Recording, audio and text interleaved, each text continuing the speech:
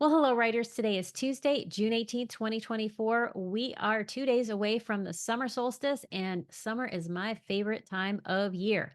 But before we get to this light, airy time, I have a heavy topic that I want to talk about that affects so many memoirists, and that issue is shame. So, why am I wanting to talk about this?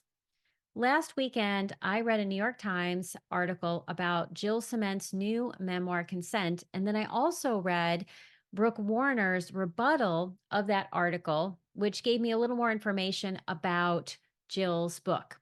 So, Jill's new memoir, Cement, is a reimagining or a reconsidering of her earlier memoir that she wrote, Half a Life.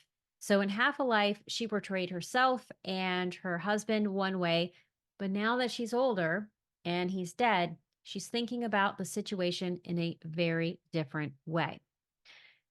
Why is that? She wanted to see herself a certain way when she first wrote that memoir. And also, her husband happened to be her first reader, and that will skew everything whenever you're writing memoir. So I'm not going to judge Jill's decisions either in writing her first book or her second, nor am I going to comment on her motives because I can't know them and I have not read her book. But what I want to talk about is how when we feel shame, we armor up, and that impacts the level of control we have or our desire to control the way we're seen and how deeply we dive into our projects. And again, I'm not commenting on Jill, but I'm talking about this in generalities. Because when we feel shame, we worry about being judged. And so this can stymie our whole process.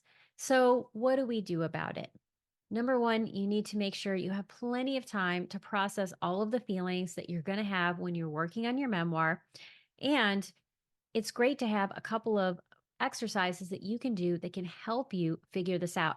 So, if you are reading my newsletter, you have links to the New York Times article, to Brooke Warner's article, and two exercises that you can try if you know that you're experiencing shame and that shame is affecting how you see yourself and how you want to be seen when your book is published.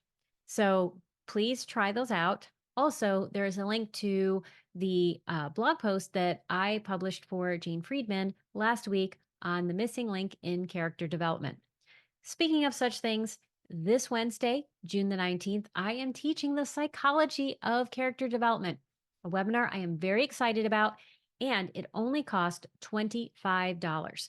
So if you have $25 and you want to learn about the ins and outs of character development, how to develop an inner world, and then show it through your outer experiences, this is the webinar for you. I will also have the link to it in the description. And if you are watching this on my newsletter, scroll down to the bottom and click register. And that's all you have to do. So that is it for this week's newsletter video. I want to say, I hope that whatever you do on this Thursday, which happens to be the solstice, you take time to honor all of the things that make you, you, because those are the lights that you bring to the world. I also want to thank you for all of the ways that you show up to your life and especially your writing life, because every time you show up as your authentic self, you change the world. So thank you for doing that. And until next week, peace and love to everyone.